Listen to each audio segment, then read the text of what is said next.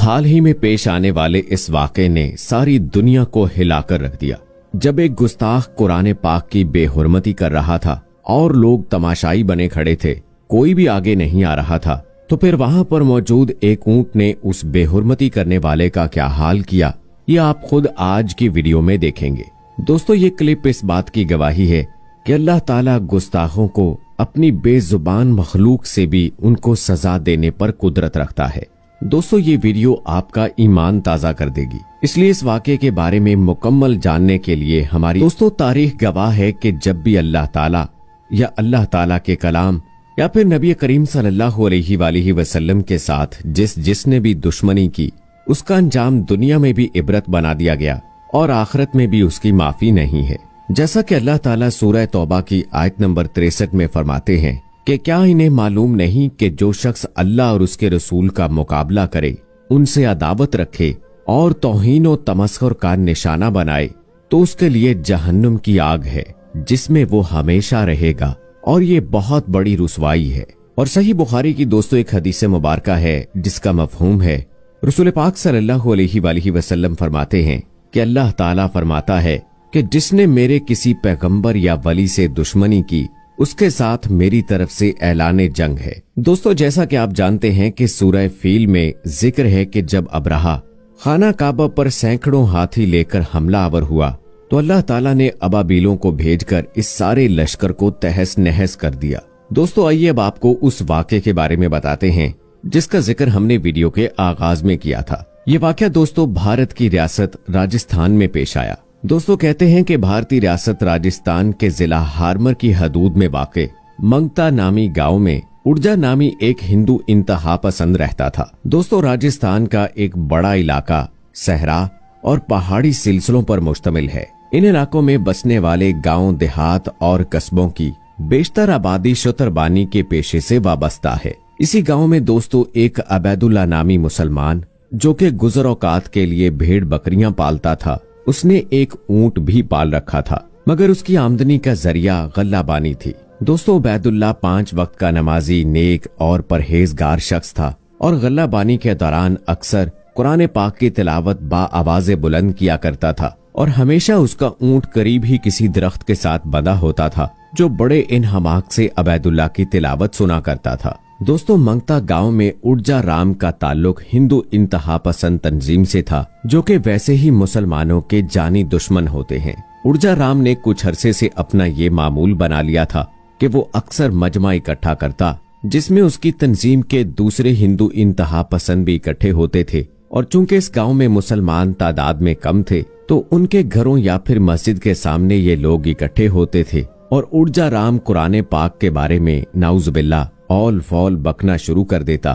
اگر کوئی مسلمان اسے روکنے کی کوشش یا غصہ کرتا تو وہ سب لوگ اس پر ٹوٹ پڑتے تھے۔ دوستو، یہ اسی رمضان جمعے کے دن کی بات ہے جب عبید اللہ اپنے جانوروں کو چرا رہا تھا اور قرآن پاک کی تلاوت میں مشغول تھا کہ انہی انتہا پسند ہندوؤں کا گروہ وہاں پر جمع ہو گیا۔ ان لوگوں نے آوازیں دے کر گاؤں کے اور لوگوں کو بھی اکٹھا کر لیا۔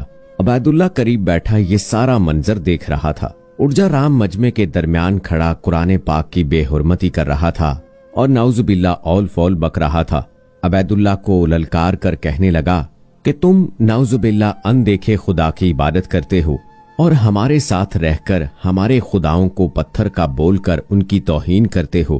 آج میں تمہاری اس نعوذ باللہ جھوٹی کتاب کو جلانے والا ہوں، تو تم میں اور تمہارے خدا میں اگر ہمت ہے تو اس کو بچا لو۔ کہو اپنے اللہ سے کہ کوئی معجزہ دکھائے، اپنے سچے ہونے کا ثبوت دے، مجھے کسی طرح اس کتاب کو جلانے سے روک دے۔ دوستو، عبید اللہ ایک شریف نوجوان تھا، اس کو غصہ تو شدید آیا، مگر وہ جانتا تھا کہ یہ سب ہندو چاہتے ہی یہی ہیں۔ مگر آج بات صرف باتوں تک محدود نہیں تھی، کیونکہ وہ گستاخ کتاب جلانے کی بات کر رہا تھا۔